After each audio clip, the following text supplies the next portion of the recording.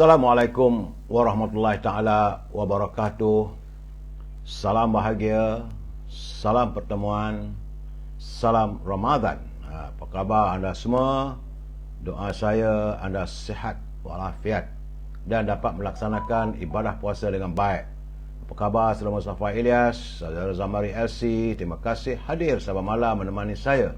Seperti juga saudara Yaumaun, saudara Madam K, Arasi, saudara Nordin, Puan Nur Azizah, saudara Mustafa Ilyas, saudara Syah Ibrahim, saudara Faizal Acoy, salam satu Malaysia, katanya saudara Siddiq Muhammad Noh, waalaikumsalam, saudara Azrul Jalil, begitu juga dengan saudara Eddie, saudara Galvin, Amir Zbaim, saudara Ariana Lim, saudara Muhammad Hasbullah, saudara Tija, Hafiz Haza, Ahmad Faruza, salam pencerahan. Begitu juga Puan Robiah Osman, saudara Samsu Anwar, saudara Fazil Yub, saudara Abdul Hamid, salam dari Kuantan, saudara Mat Spana, salam pencerahan, saudara Ami Bashir, saudara Rosining Kurengot dari Sarawak. Begitu juga Puan Syarifah Hafifah, Syalihah, saudara Ramla Raz, saudara Ramla Razak, ya, saudara Kuzidin, saudara Puan Zaidah Arifin, Zedi Izwan, saudara Pak Chu, apa khabar dari Langkap, Perak, ya, Abdul Aziz Abdul Rahman dari Tanjung Karang, saudara Nur Azman. Kita juga Asrul Siwon dari Sungai, daripada Kembangan, Seri Kembangan, hujan katanya. Apa khabar Puan Aminah Kak Minah, saudara Nordin, salam Ramadan. Saudara Hidayah Mustafa, saudara Mat Spana, UMNO terus marah katanya. Saudara Abu Nem, saudara Muklis, salam Ramadan. Saudara Abdul Rahman Baba, waalaikumsalam dari Endau, Johor, ya. Saudara Muhammad Asidir dari Kuantan, saudara Hamdi, Puan Azizah, waalaikumsalam. Rahim M, Abu Nem, saudara Mat Spana, Kuala Lumpur hujan, ya. Saudara Puan Halimah Hashim, itu juga saudara Razak Hasan di SMMTR katanya, ya. Puan Syarifah Hafifah dari Parsi Gudang, ya. Begitu juga Mazlan Khalid, saudara Ghaffar Rasa, salam dari Negeri Sembilan. Ghaffar Risa, salam dari Negeri Sembilan. Saudara Syahar, saudara Desyarati, Lim, apa khabar? Saudara Ramli Karim, waalaikumsalam, selamat malam semua, ya. Saudara Muhammad Syarif, saudara Ismatin Ahmad dari Bandar Pusat, Dengka lah situ. Saudara Ismail Mab, saudara Sazli Idrus, Syirik Syariani daripada Muazzam Shah, saudara Roy Pa dari Terengganu Dungun, saudara Rosmini dari Pontian. Terima kasih Puan Rosmini. Rubidin bersama pasangannya, Zainah Latif dari Seremban, Muhammad Johari, Man Ganu daripada Kuala Terengganu, saudara. Begitu juga saudara Muhammad Nasib, saudara Rosli Mishah, Yus Yadirah, saudara Mazan Qalib, saudara Rosli Mishah, ya, saudara. Saudara Korporat Idrus dari Kuantan, Pahang panas katanya. Saudara Syairati, Muhammad Nasib, Ibjah, salam. Terima kasih saudara Mat Spana, kebenaran tetap bersama bosku katanya. Saudara Muhammad Syuri, saudara Puan Nur Maria, Razak Yusof dan teman-teman yang tak sempat saya santuni, saya mohon maaf. InsyaAllah usai pencerahan ini saya akan cuba santuni satu persatu, saudara. Baik. Hari ini saudara, hari Sabtu tanggal 1 April. Orang putih kalau dia kata April Fool, saya harap kita tiada April Fool pun. Budaya kita tetap 1 April lah. Dan ini merupakan hari yang ke-1108 COVID-19 yang melanda negara kita belum usai lagi, saudara. Dan saya juga masih belum mendapat kiriman daripada sahabat kita, saudara Jamil Idris dan juga Rio, tentang kedudukan apa yang berlaku, ya. Saudara Razak Yusof, saudara Nazir Jo, Salih Lembang, saudara Salih Lembang daripada Tempahat. Saudara, kita tunggulah apa laporan nanti. So kita masuk segmen e-commerce. Bulan-bulan puasa, dekat-dekat nak raya ni, berniagalah saudara. Kalau anda punya produk, sila hubungi Al-Azhar di talian 011330414241 untuk membolehkan saya mewawarkan produk saudara, ya. Saudara Mat Saad, saudara Rosli bin Yunus, Yahya Amin dan Awaludin, ya, saudara. Saudara Kamarudin Osman, salam pencerahan dari Kuala Lumpur. SAB Hakim Jaafar dari Singapura, apa khabar sahabat? Saudara Cik CTP, ya, saudara.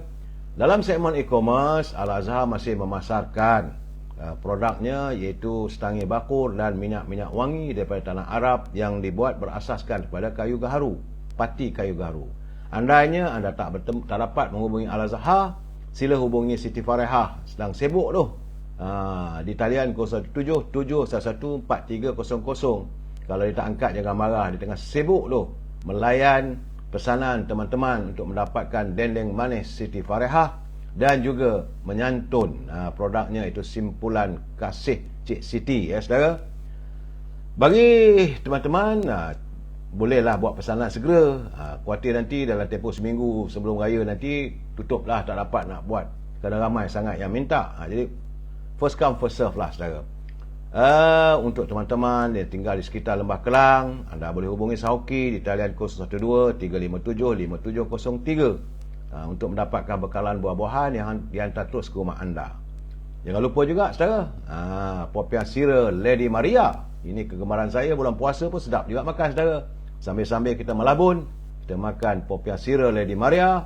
Rasanya pedas, rangup dan manis. Sila hubungi saudara Nizam di talian 019-435-1203. Tak mahal mana saudara. Harga rahmah.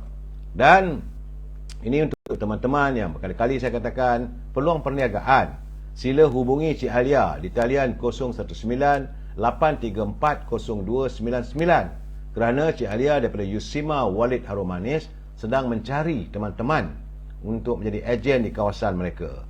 Hari ini saya nak beri pencerahan tentang Usima Telang Blue Tea. Ini adalah merupakan minuman kesihatan berasaskan bunga telang dan bunga ros, saudara.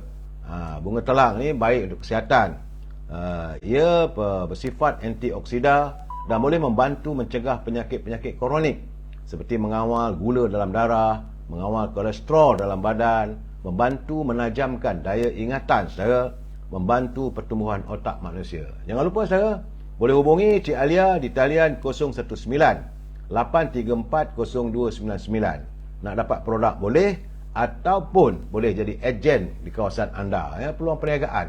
Saya sekadar mewawarkan produk anda. Harga saya tak boleh cerita. Kenapa? Sebab saya ada perjanjian dengan penyedia halaman ini, tak boleh. Nanti kita dia charge saya ni masuk bagai iklan pula.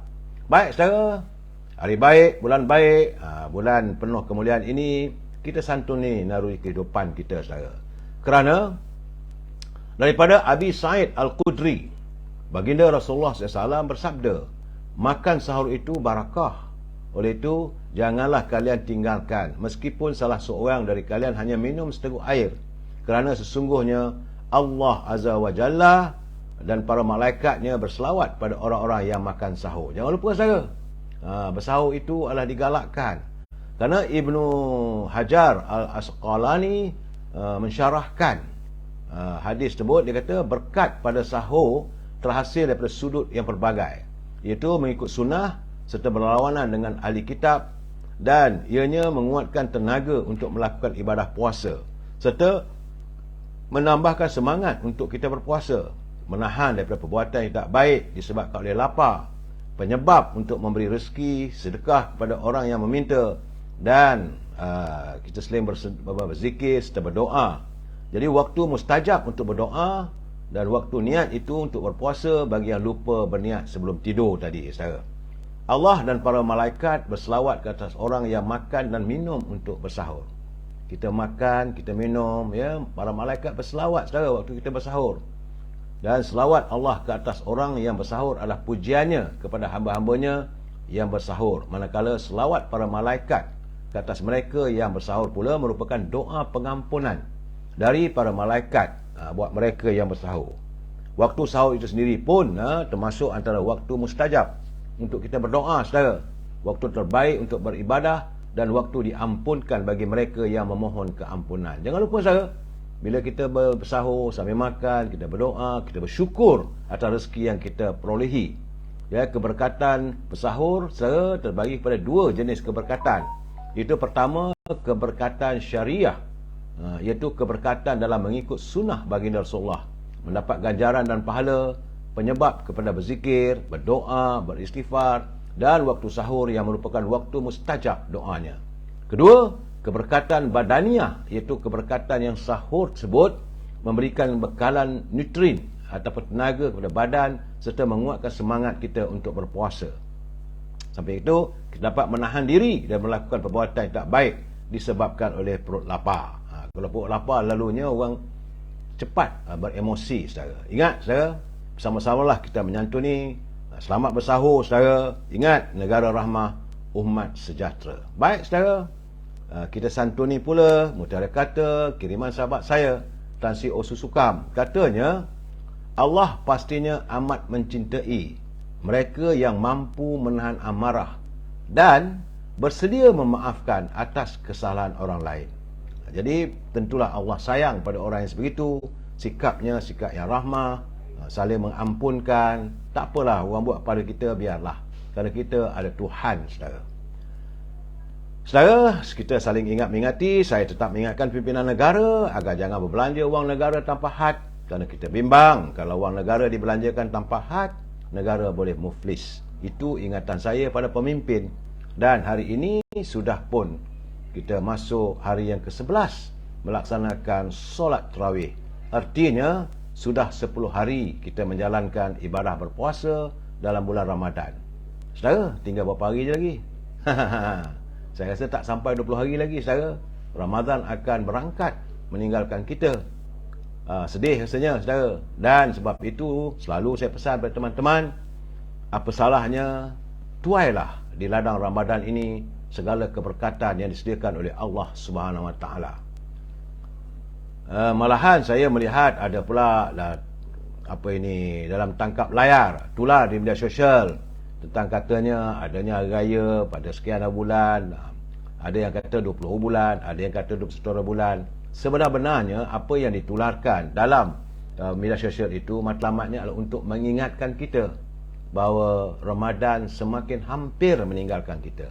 Itu saja, bukan nak mengatakan sebab penentuan berakhirnya Ramadan itu ditetapkan oleh Majlis Raja-Raja Melayu. Kita tunggulah pengumuman daripada penyimpan besar Mohon Raja-Raja Melayu. Barulah diumumkan, baru sahih. Apa yang ditularkan tentang berakhirnya Ramadan 1444 tahun ini, saudara, hanya semata-mata untuk mengingatkan bahawa sudah semakin hampir Ramadan akan berlalu. Saudara Megat Zarudin, saudara nak masuk dalam video saya tak kerti, saudara, saya minta maaf.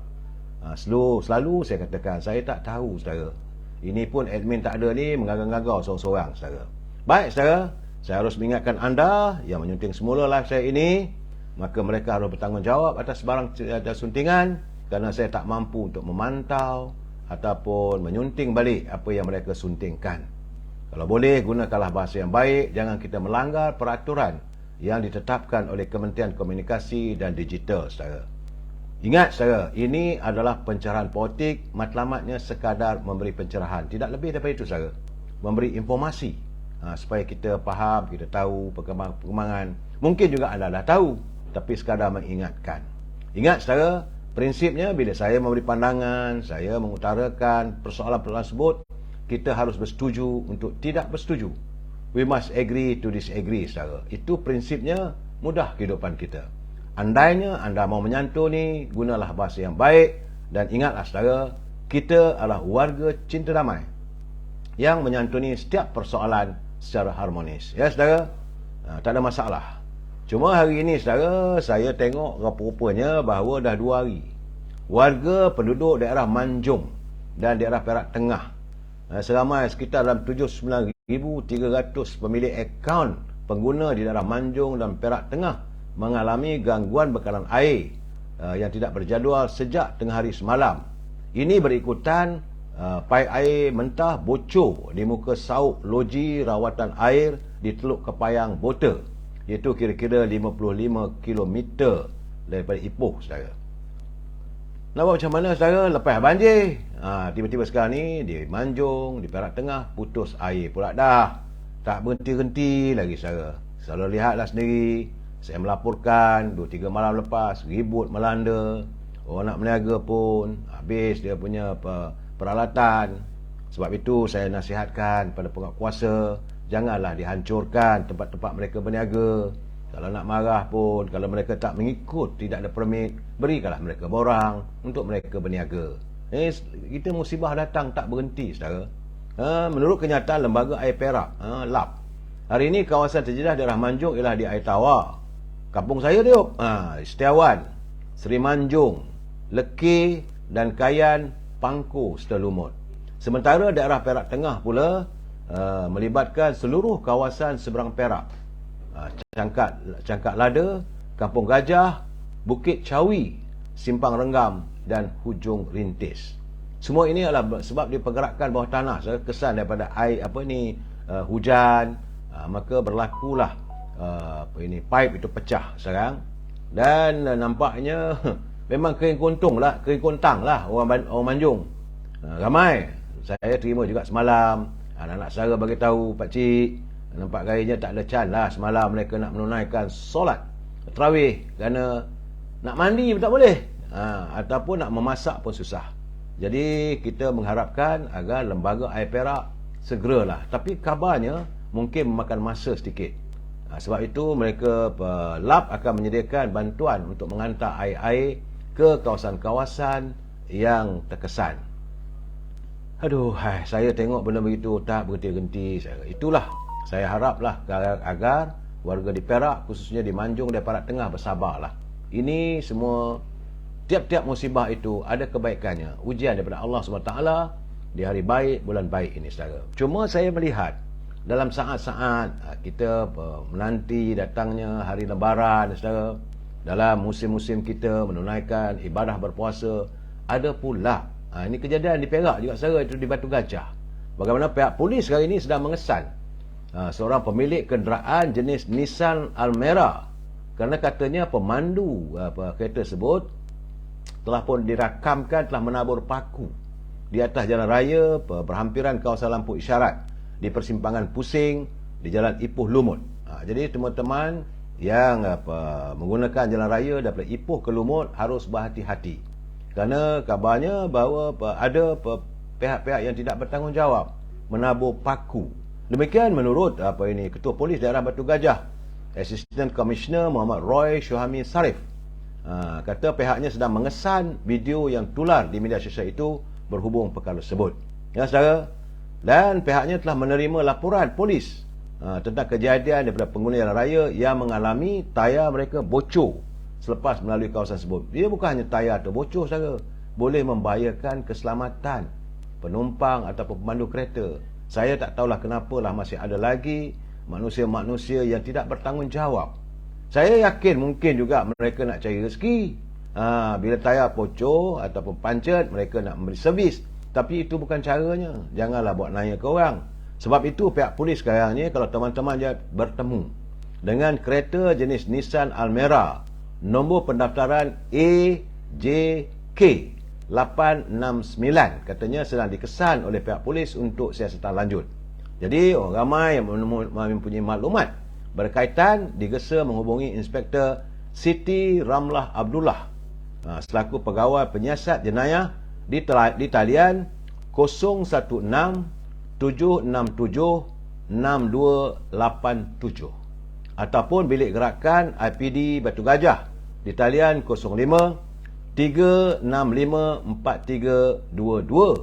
atau 3629050. Laporkan pada polis. Sebab polis dah mengesan orang yang tidak bertanggungjawab, katanya sebab ada tular dalam media sosial dia menabur paku di atas jalan raya. Jadi bila paku tu kena tayar pancet. Saya rasa ini sikap yang tidak bertanggungjawab. Kerana video sebut tular sejak pada hari Khamis. Dan pihak polis sedang menyiasat benda ini. Saya yakin pihak polis pasti akan dapat mengesan. Tak lama mana pun tangan yang mencincang, maka bahulah yang harus memikul. Saya itu di Perak.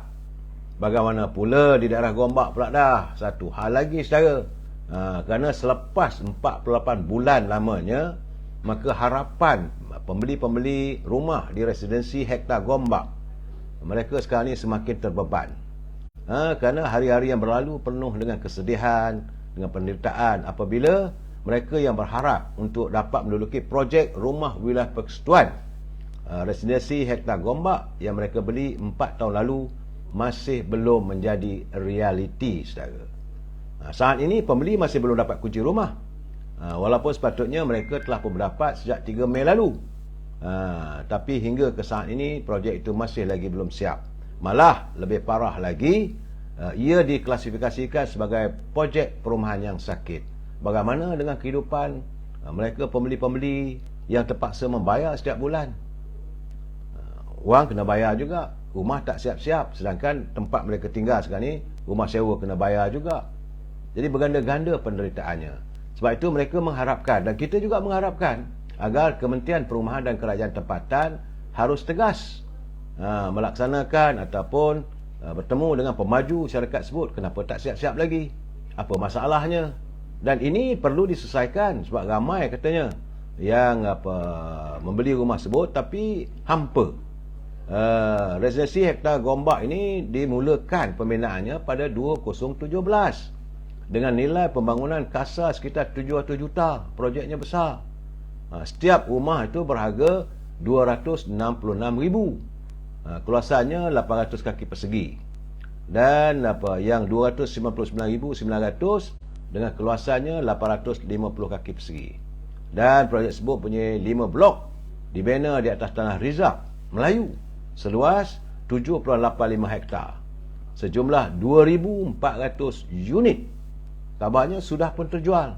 Jadi artinya 2,400 warga kota yang mengharapkan untuk mendapat rumah akhirnya masih lagi dalam keadaan yang amat mengecewakan. Diharapkan Kementerian Kerajaan Tempatan dan Perumahan ngakomeng. Kalau jangan jadi Menteri Cak Ayam. Terus laksanakan secara tuntas. Perhatikan kalau pemaju yang salah, bawa ke muka pengadilan. Tapi yang paling penting sekarang ni, usahakanlah bagaimana projek tersebut perlu disiapkan sesegera mungkin. Kesian rakyat. Mereka nak menanti, ingatkan dalam bulan puasa, raya dapat masuk rumah, tak dapat-dapat lagi, saudara. Itu keadaannya dan kita mengharapkan agar semua persoalan ini dapatlah dilaksanakan secara tuntas. Saudara, usai saya memberi pencerahan apa berlaku kena kebejahatan sama manusia, saudara, kita masuk segmen kesan apa yang telah pun dialami ataupun hasil lawatan yang amat berhormat Datuk Seri Anwar Ibrahim ke negara China sejak kemarin. Kemudian dari Beijing saya mendapat laporan Datuk Seri Anwar Ibrahim telah pun bertemu dengan rakan sejawatnya Li Keqiang petang tadi untuk menyaksikan pemeteraian 3 memorandum persefahaman antara Kerajaan Malaysia dan Kerajaan China. Majlis tersebut berlangsung di Dewan Besar Rakyat di China, di Beijing. Dan sebaik selesai mesyuarat dua hala antara Datuk Seri Anwar Ibrahim dan Li Keqiang yang turut disertai oleh delegasi daripada Malaysia dan negara China. Pertemuan tersebut selama setengah jam, saudara.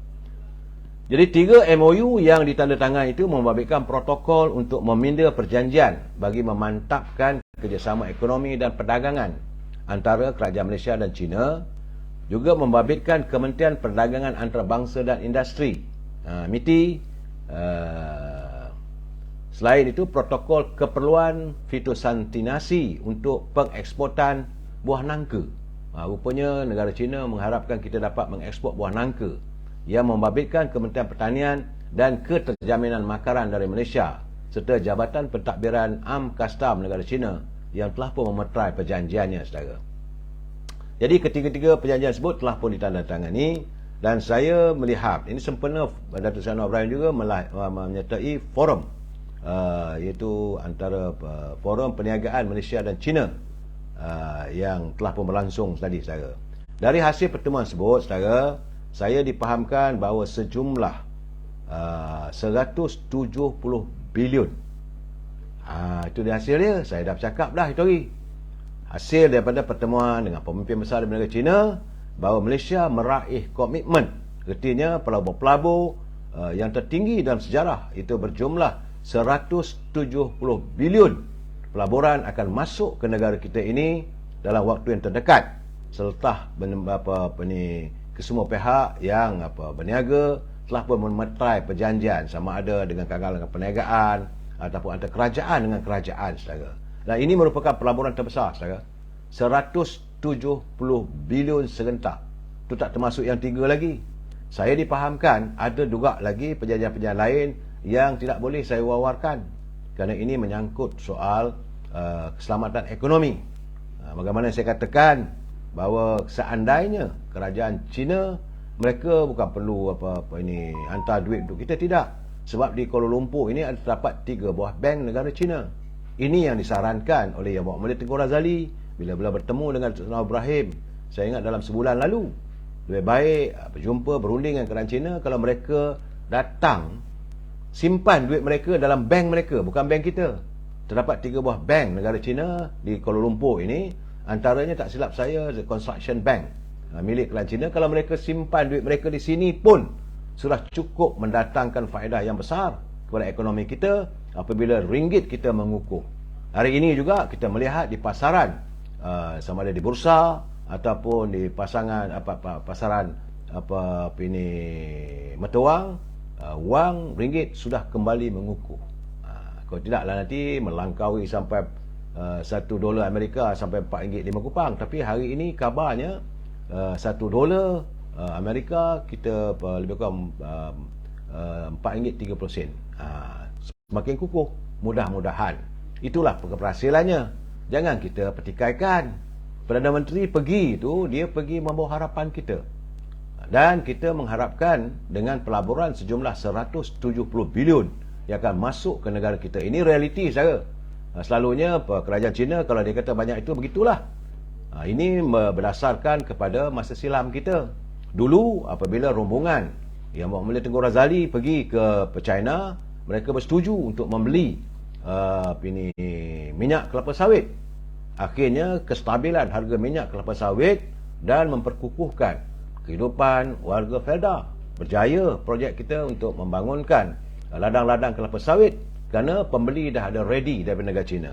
Jadi dengan lawatan ini dan perjanjian-perjanjian sebut, saya yakin tentulah ekonomi kita akan kembali bergerak. Memang tidak mampu untuk dipulihkan serta-merta, tapi akan bergerak dan peluang-peluang pekerjaan pasti kita akan dapat dalam masa tempoh sebulan 2 bulan lagi apabila wujudnya syarikat-syarikat, pelaburan-pelaburan bergerak laju ke hadapan. Saya ucapkan syabas pada Tuan Ibrahim kerana mampu untuk memikat hati pimpinan negara China untuk bersama dengan kita. Ini juga dulu telah dilakukan oleh yang almarhum Tun Razak dengan Tengku Razali Hamzah. Ini juga telah dilakukan oleh Datuk Seri Najib. Tapi dalam pertengahan mereka menuduh katanya bahawa seolah-olah pemimpin negara nak menjual negara kita ni pada negara China. Jadi bila sahaja Barisan Nasional tumbang, kalah, maka semua projek-projek sebut dihentikan. Akhirnya kita terjebak dalam suasana ekonomi yang tidak menentu. Sedangkan bagi negara China tak ada masalah pada diorang. Kamu tak nak mengaku, sudahlah katanya. Sedang mereka kekuatan ekonomi negara China memang kukuh berbanding dengan Amerika. Tak perlu kita memandang ke barat. Dulu konon-kononnya mula-mula pentadbiran dulu Datuk Mahathir dia kata look is policy. Tapi lepas itu pandang balik ke barat, pandang balik ke Jepun. Kita sekarang ni kita harus menyantuni. Alhamdulillah bahawa pimpinan negara China memberi keistimewaan pada negara kita. Dan kita adalah negara pertama di kawasan negara-negara Asia ini yang mewujudkan hubungan diplomatik. Kalau saudara ingat sejarahnya, mereka mengenang sejarah silam. Bagaimana Malaysia adalah antara negara pertama yang menjalin hubungan diplomatik dengan negara China. Saat itu kita tidak ada punya hubungan negara diplomatik dengan negara-negara komunis. Kita tak ada hubungan diplomatik dengan Rusia, tak ada diplomatik dengan Cuba. Cuma macam Israel tu kekallah, kita tak akan ada hubungan diplomatik. Itu soal lain. Tetapi dengan negara China, kita memulakan langkah pada 1974. Bertolak daripada 1974, kita terus berkembang. Saudara, kenapa tu api angin kita gelakkan je PM10 tu, kenapa saudara? Jangan begitu. Benda yang baik kita kena santun saudara. Saya harus memberi penjelasan.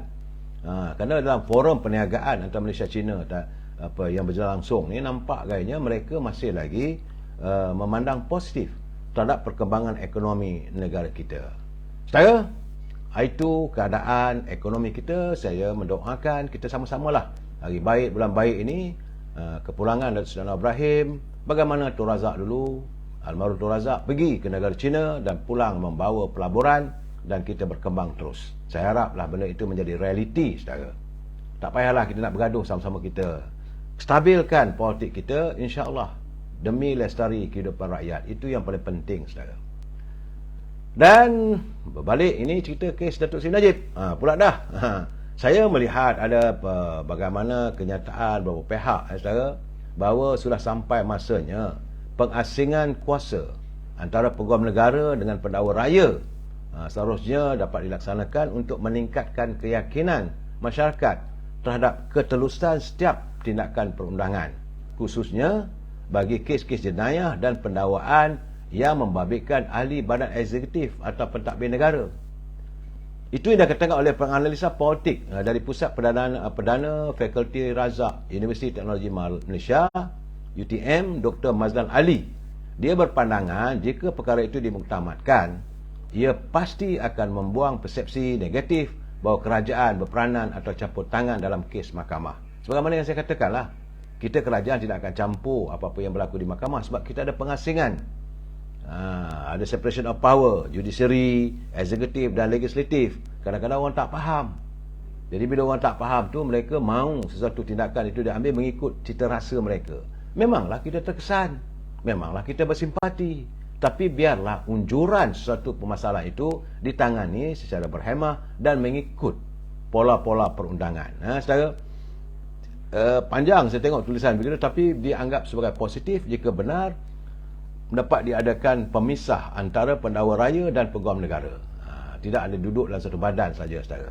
Sebab itu sekarang ini saya tengok semalam, lunyai jugalah, saudara, Presiden UMNO teruk dia kena. Sebab sewaktu beliau hadir di Majlis Buka Puasa Iftar Ramadan di Ipoh, bila wartawan ni tanya apa pandangan Datuk Seri tentang keputusan Datuk Seri Najib, saya fikirlah apalah beliau nak jawab, kerana ini soal mahkamah. Maka dia kata soal mahkamah biarlah melalui perundangan, tapi disalah tafsirkan seolah-olah Datuk Zahid ini dah lupakan Datuk Najib. Anda lupa semua tu. Datuk Zahid bukanlah orangnya yang boleh mementingkan diri dia. Tak ada. Kalau dia nak pentingkan diri dia, saudara, waktu Dr. Mahathir tawarkan dia untuk menyertai PBM dulu, selesai, tak ada masalah pada dia.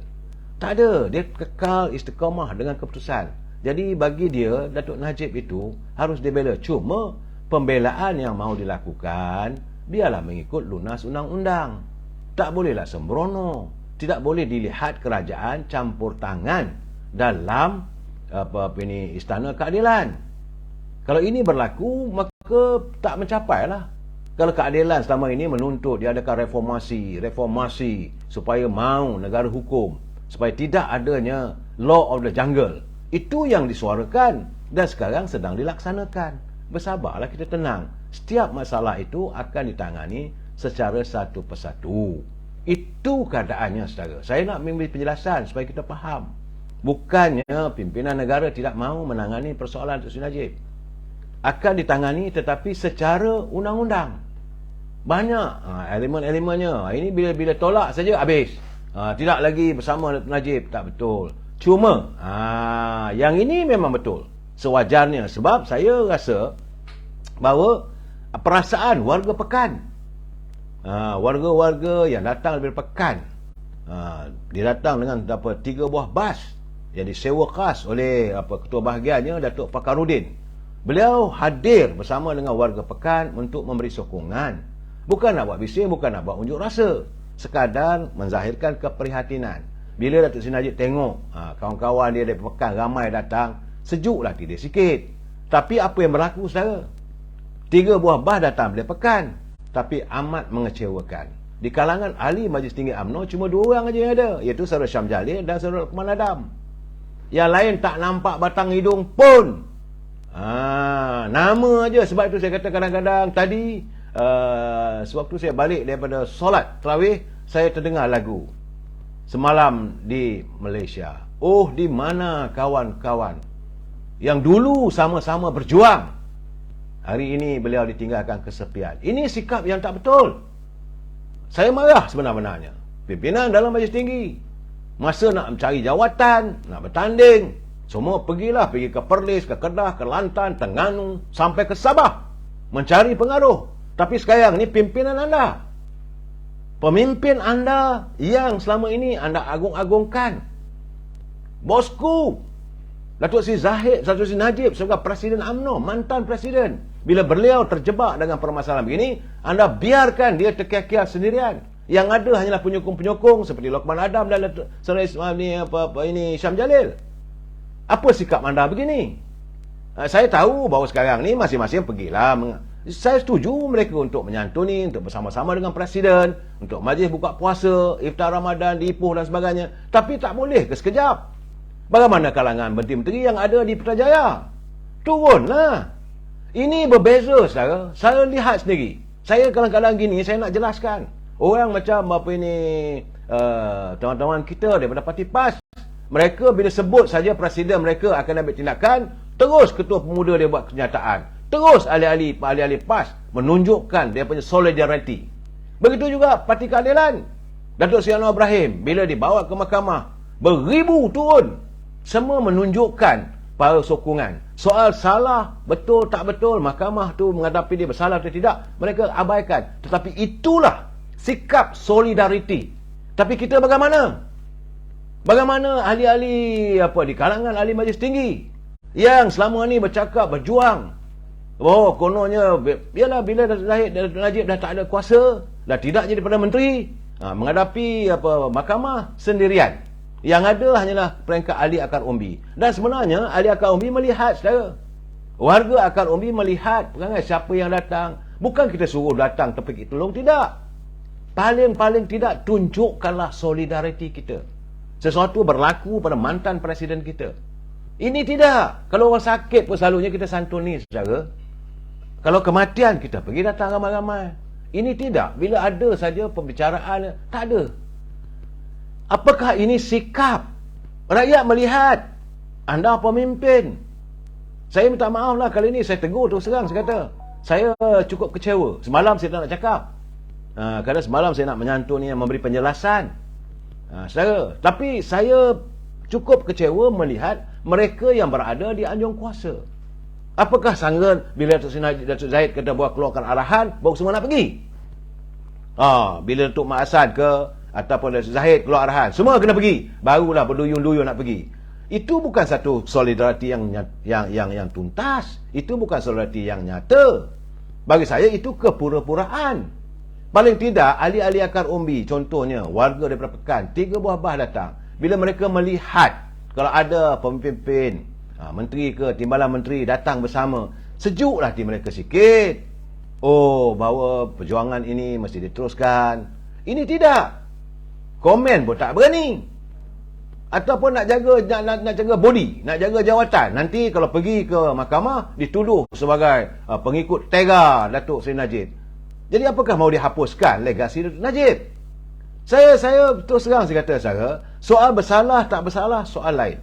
Tapi paling tidak mereka yang berada di anjung kuasa ada jasanya, pernah damakan budinya. Jangan dilupakan begitu saja, dibiarkan. Saya lihat sendiri, kadang-kadang begitu. Dan sebenar-benar ahli akar umbi yang ada di Istana Keadilan semalam, mereka tak harap apa-apa pun. Bukan kalau datang menteri ke, datang pemimpin dan majlis tinggi tu, mereka nak minta duit, tak ada. Sama-sama menggambarkan solidariti. Orang bawah sanggup berpeluh walaupun dalam berpuasa, berpanas, kering tekak, tapi itu tanda solidariti. Anda sebagai pemimpin bagaimana? Ini yang saya katakan cap ayam. Bercakap, ya, bagaimana kita akan berjuang mati-matian. Bendanya perbicaraan pun tak sampai. Saya tak suruh untuk anda gegar pintu gate mahkamah. Tidak, tunjukkanlah solidariti. Kita sebagai warga sebuah parti. Ini berbeza, saudara. Saya tengok sendiri. Kalau keadilan, Datuk Seri Anwar Ibrahim datang ke mahkamah saja beribu, bertempur lagi, saudara. Sanggup. Kena spray dengan air panas, air gatal ke, gas pembedih mata pun mereka tidak peduli. Tapi kita bagaimana? Warga UMNO. Warga UMNO akan umbi okeylah. Bukanlah suruh datang dari jauh-jauh, daripada Kelantan, daripada Terengganu, tidak. Tetapi pimpinan yang kamu nak bertanding dulu, pergi sanggup hantar mesej, turun sana tu. Kalau begini gayanya, apakah mereka akan menyantuni rakyat? Pemimpin yang seangkatan bersama dengan mereka, bila kena begitu, saya lihat. Sebab itu apa yang dilontarkan oleh sahabat saya, Raja Anwar, Raja Adnan, Dia pun menzahirkan rasa kecewanya dalam live dia semalam. Betul. Bahawa inilah di mana letaknya solidariti. Saya mempertahankan, saya mengutarakan persoalan solidariti. Bukan soalnya kamu sokong tak sokong. Kita berparti. Orang parti ni kalau satu berlaku pada pimpinan kita, kita harus melihatlah sokongan. Soal mahkamah mendapati dia bersalah atau tidak, itu soal lain. Saya dah katakan, saya tengok sendiri. Bila ini SPRM bawa Tan Sri Muhyiddin pergi ke mahkamah, pimpinan PBM berderet di belakang bersama. Walaupun didedahkan macam-macam cerita. Tapi itu soal perbicaraan. Tetapi mereka menggambarkan solidariti. UMNO tidak. Terkira-kira Najib seorang. Adalah saya tengok kawan-kawan yang ada semua melambai-lambai tangan. Ada yang menangis dan sebagainya. Tapi paling tidak, kalau pemimpin datang, pemimpin yang lain hadir sama, sejuklah hati sikit. Sekurang-kurangnya Datuk Najib pun sejuklah juga hati dia. Tengok, oh ada lagi kawan. Ini tidak dibiarkan begitu. Saya amat bersimpatilah saudara. Ahli parlimen langsung tak nampak muka. Mana ketua pemuda? Mana ketua puteri? Mana ketua wanita? Mana? Di mana anda? Kami rakyat biasa tidak pernah mengharapkan sesuatu dari orang politik sekarang ni. Itu kata saudara. Betul. Akhirnya rakyat merasakan, sudahlah kami malas dengan anda. Bila sesuatu berlaku, kita sama-sama kita lah. Tapi berbeza, saya dah beritahu saudara, berbeza dengan saya lihat anak-anak ahli-ahli parti keadilan. Mereka solidariti, mereka kukuh. Kadang-kadang saya rasa cemburu saudara. Kenapa tidak begitu? Apakah kita ni hanya mengharapkan ada habuan? Tak ada habuan, tak datang. Ada habuan, datang. Ada sponsor bas, datang. Ada envelope putih, berkerumun. Kalau tak ada, bantai kau lah. Letih lah bulan puasa. Siapa nak pergi berpanas-panas? Kata berjuang. Dengan ucapan lautan api pasti ku redah. Redah berbendanya. Terkial-kial Najib seorang itu, yang ada saya lihat adalah ahli akar umbi yang tak ada apa-apa jawatan. Mereka tidak mengharap apa-apa. Tercuma bila kalau datanglah pemimpin besar daripada UMNO, sekurang-kurangnya mereka juga memberi semangat pada diorang. Kenapa dibiarkan begitu? Itu persoalan yang saya nak lontarkan. Saudara, malahan bila ini berlaku saudara, apakah kita tak malu? Semalam punya perbicaraan, ramai warga media antarabangsa membuat liputan. Media daripada Singapura ada, media daripada England, United Express ada, Reuters ada, BBC ada, begitu ramai. Semua semalam melihat bahawa ini peristiwa penting, mereka hadir. Tapi ex-Malaysian President face the court alone. Gitu nak bagi jawab. Ini saya tak malu ke kita? Apa yang kita harapkan tulisan daripada media-media antarabangsa terhadap budaya kita? Ini saya kata bukan budaya, perangai kita. Bila ada kuasa, sikit saja ada kuasa, bukan saja kalau sedikit ada gula tu semut datang, kera datang, yang selalu saya sebutkan. Bila ada gula, semut mayat pun datang berkerubun. Tapi bila sebab menderita, seorang menderita. Saya rasa ini perlu diubah.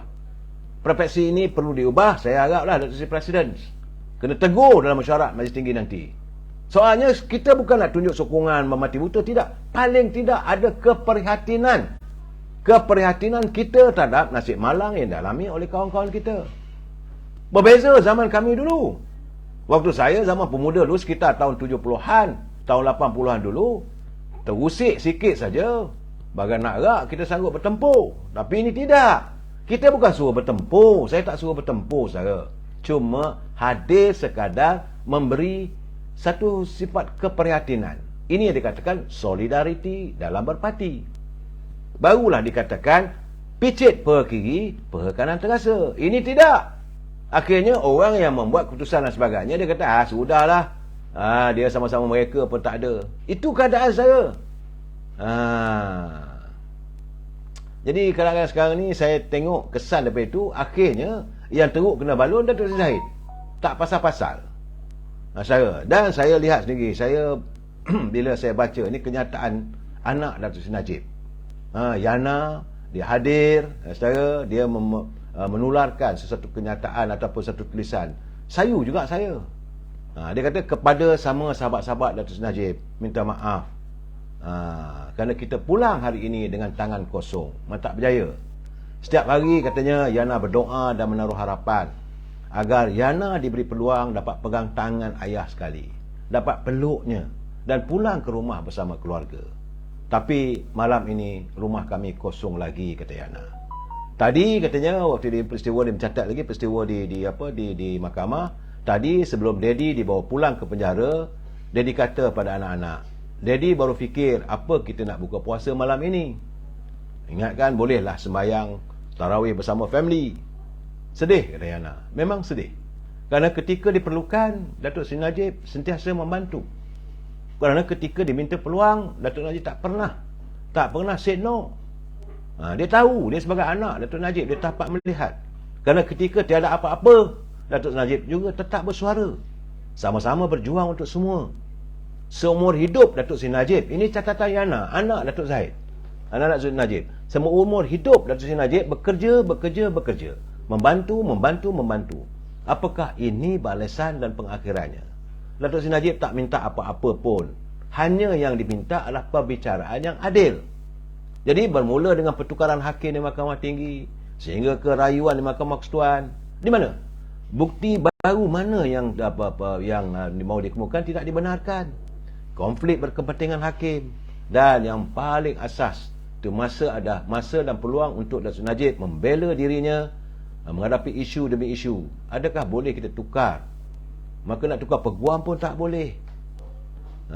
Orang lain boleh, kata Yana, tapi Datuk Seri Najib tidak boleh. Adakah boleh beri masa depan, adakah boleh beri masa kepada peguam baru untuk meneliti dokumen kes? Boleh dan biasa diberikan kepada peguam, kepada pendakwa jaya juga, tapi untuk Datuk Seri Najib tidak ada. Ada peguam boleh tarik diri daripada pembelaan jika tidak yakin dan tidak mahu teruskan. Boleh dan biasa boleh berlaku. Tapi dalam kes Datuk Seri Najib tak boleh. Sedangkan memang ada perkeliling mahkamah yang secara jelas kata mahkamah tidak ada kuasa menghalang peguam kalau nak tarik diri. Jadi Yana kongsikan penghakiman yang diberikan oleh Yang Arif, Hakim Besar Sabah dan Sarawak, Datuk Abdul Rahman Sibli. Pertama, pihak pendakwaan memberi hujah selama 2 hari, tapi Datuk Seri Najib tidak didengar langsung ketika perbicaraan pada tahun lalu. Hujah-hujah seolah tidak didengar. Kedua, kata pengurusi hakim, permohonan penangguhan bukan untuk lari dari rayuan, tapi dibuat dengan jujur agar peguam Datuk Seri Najib dapat buat persediaan untuk meneliti 30,000 dokumen. Ketiga, hak Datuk Seri Najib untuk perbicaraan yang adil dinafikan kerana perbicaraan diteruskan pada masa peguam Datuk Seri Najib tidak lagi berupaya mengumpulkan hujah setelah tidak diberikan masa dan telah berundur diri dari Mawakil Seri Najib. Dan yang keempat, Datuk Seri Najib sepatutnya berhak mendapat peguam bela yang efektif dan bukan merencatkan peranan dan keupayaan peguam. Jadi Yana akhiri dengan apa yang Hakim Besar Sabah ini kata Yana, keadilan bukan semata-mata menentukan dahulu. Keadilan bukan semata-mata menentukan seseorang itu bersalah atau tidak bersalah. Orang yang dituduh itu mesti mendapat perbicaraan yang adil.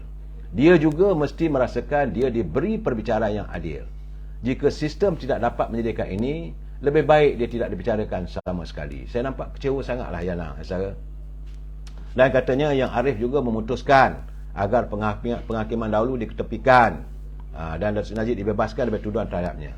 Siapakah hakim ini? Yang Arif adalah pengerusi panel hakim dan juga hakim paling kanan, paling berpengalaman dalam panel semakan itu.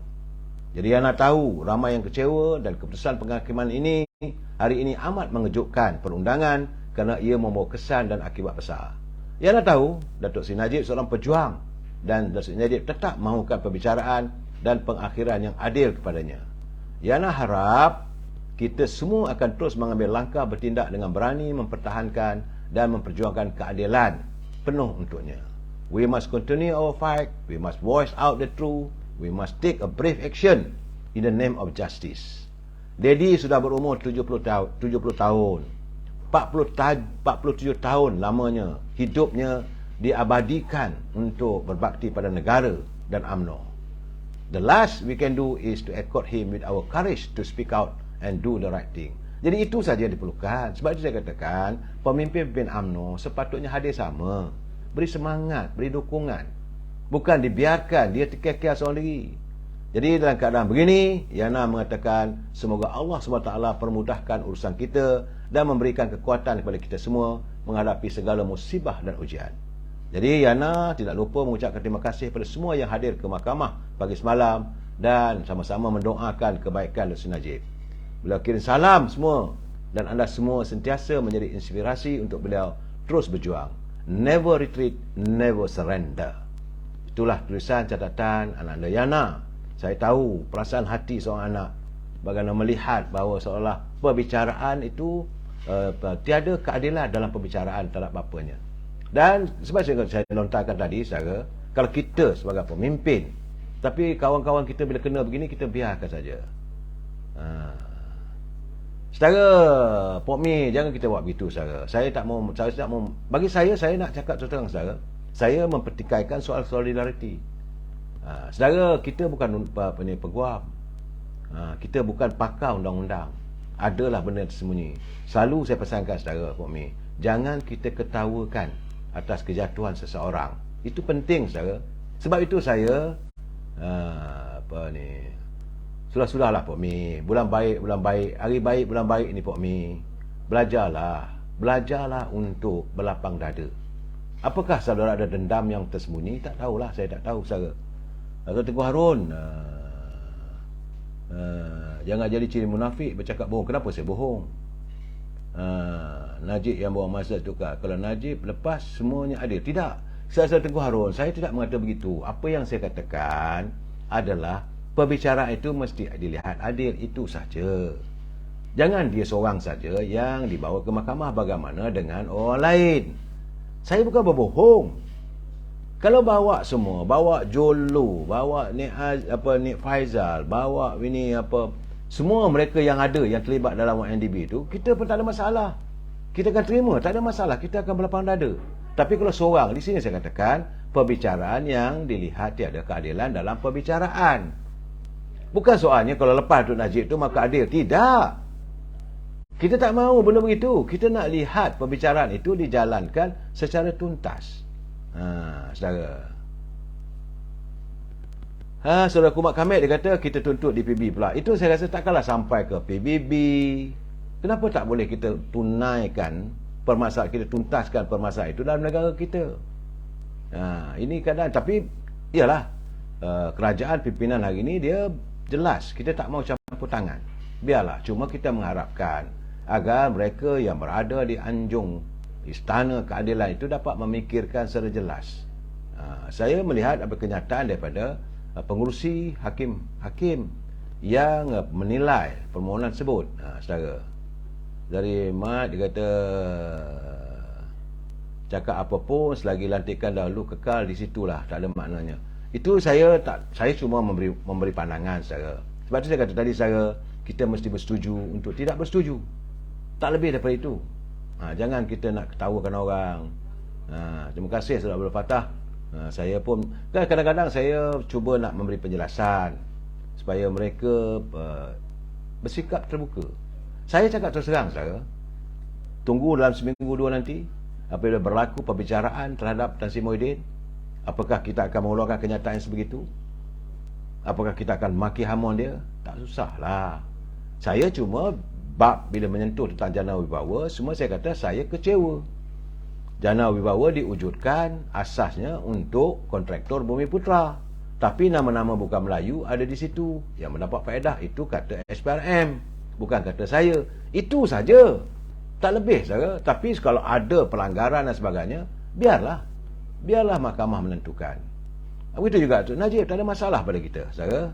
Saudara Syukri, masalahnya rakyat melihat ketidakadilan dalam perbicaraan yang dikenakan. Saudara Syukri Syafi'i, itu yang saya nak cuba bagi gambaran. Perbicaraan itu mesti dilihat tuntas. Saya katakan, kalaulah Jolo dibawa ke rapat, katalah dibawa suami Zeti, bawa Nik Faizal, satu persatulah kita urung raikan. Ini tidak, satu orang saja. Di sinilah rakyat merasakan ada sedikit kepincangan dalam kes yang melibatkan Datuk Seri Najib. Itu persoalannya, saudara. Saya tak lebih daripada itu yang saya tuntut.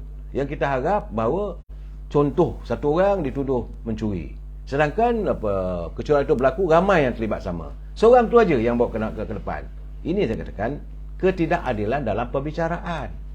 Bukan katakan tak adil, tidak. Yang salah tetap salah, saudara. Sebab itu saya melihat bagaimana kata Datuk Fuad Bezakasi sebagai speaker Dewan Undangan Negeri Johor. Ini bukan kaleng-kaleng orang, saudara. Dia kata Perdana Menteri mesti ada kesungguhan politik untuk memperbetulkan sistem keadilan negara. Jangan ada campur tangan politik, betul.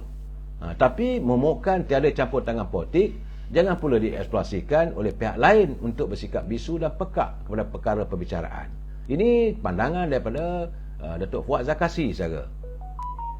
Sebab sekarang ni, saudara, suka tak suka, dalam suasana begini juga, jangan lupa, saudara, ekonomi kita masih lagi belum. Bajet belum diluluskan sepenuhnya.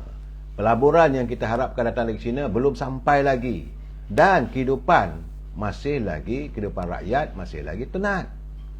Sebab itu kaki-tangan kerajaan pun minta ada permohonan, dinaikkan gaji dan sebagainya. Kenapa mereka minta? Kerana tidak kecukupan. Kerana tidak mampu untuk menangani persoalan harga barang makanan. Itu isu dia. Bukan kita tuntut nak dapat itu, nak dapat ini untuk kepentingan diri. Tidak. Tetapi untuk lestari kehidupan rakyat. Saya sabar malam menyatakan pada saudara, saya katakan Kementerian Perdagangan Dalam Negeri dan Haiwan Pengguna mesti mencari upaya agar harga barangan ini dapat diturunkan. Kerana dalam keadaan sekarang ini nilai wang semakin merosot. Malahan dalam poket juga semakin menipis. Kalau rakyat punya wang banyak, nilainya tinggi, buatlah macam mana pun tak ada bising pun. Tapi sekarang ini dalam poket kita, contoh, saya tadi pergi pasar Ramadan. Bukan saya nak mengutuk saudara. Untuk beli air saja kena RM25. Air saja, saudara, untuk satu keluarga lah, bukan seorang, saudara. Tak silap saya rasanya 2 bungkus cendol, 1 bungkus lecingkang untuk minum. Sebab cendol pun dah RM7. Dulu kita makan cendol 10 sen. Bukan kita minta supaya peniaga itu mengurangkan harga. Mereka tidak mampu untuk mengurangkan harga barangan tersebut. Kerana bila dia buat cendol tu datang gula merah, bahannya mahal. Kelapa mahal. Dulu kelapa 5 sen pun orang tak nak beli.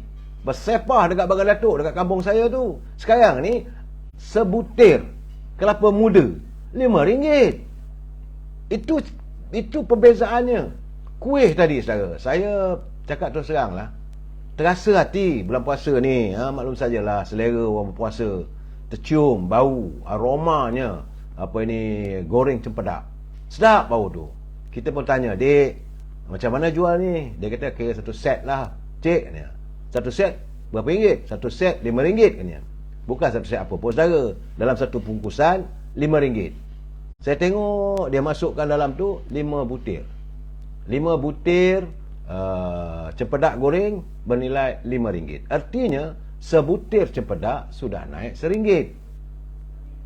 Saya tengok benda itu, saya teringat, dulu masa saya, arwah mak saya dulu tu duk sarung buah cempedak yang banyak apa semua tu, sebiji buah cempedak tu 30 sen. Sekarang ni 1 butir. Itu saya bagi contoh. Saya bukan nak menggalakkan anda tidak pergi membeli, tidaklah. Kita keperluan kita nak makan. Tapi ini yang dilontarkan oleh rakyat. Kita masih lagi berbalah. Kita masih berbalah itu ini tak kena. Tengok sendiri macam mana apa berlaku di Kedah. Tiba-tiba Ketua Kenyataan Menteri Besar Kedah, dia kata dia dilarang untuk pergi ke menghadiri majlis resmi kerajaan pusat. Sebab itu menurut Datuk Seri Zahid, dia kata kalau ada buktikan. Jadi artinya kita masih lagi mewujudkan perbalahan. Kalau betul ada larangan, terus terang hantar surat.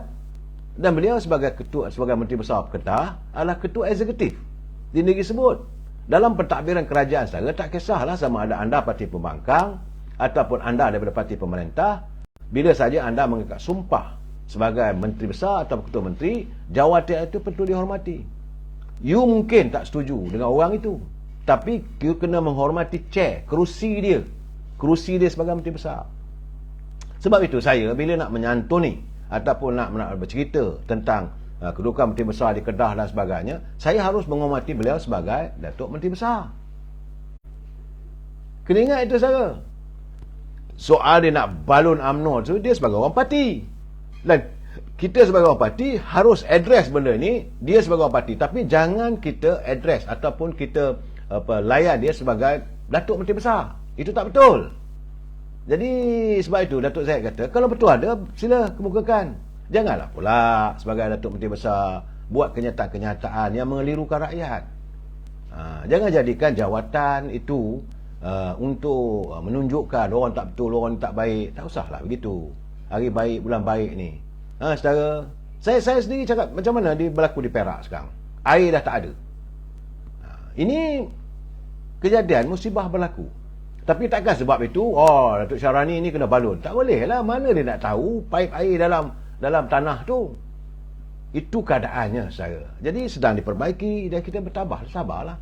Dalam menyantuni kes Datuk Seri Zahid, Datuk Seri Najib, saya harap satu saja. Warga UMNO jangan mudah membuat keputusan. Jangan beranggapan Datuk Zahid Hamidi melupakan Datuk Seri Zahid. Tidak sama sekali. Saya tahu sangat. Kerana bagi beliau, Datuk Zahid itu adalah pemimpin idolanya. Tapi beliau kata, sebab itu bila orang tanya bagaimana, apa pandangan Datuk Seri? Iyalah, biarlah mahkamah tentukan. Sebab dia sebagai rakyat biasa, sebagai timbalan Perdana Menteri harus menghormati mahkamah, saudara.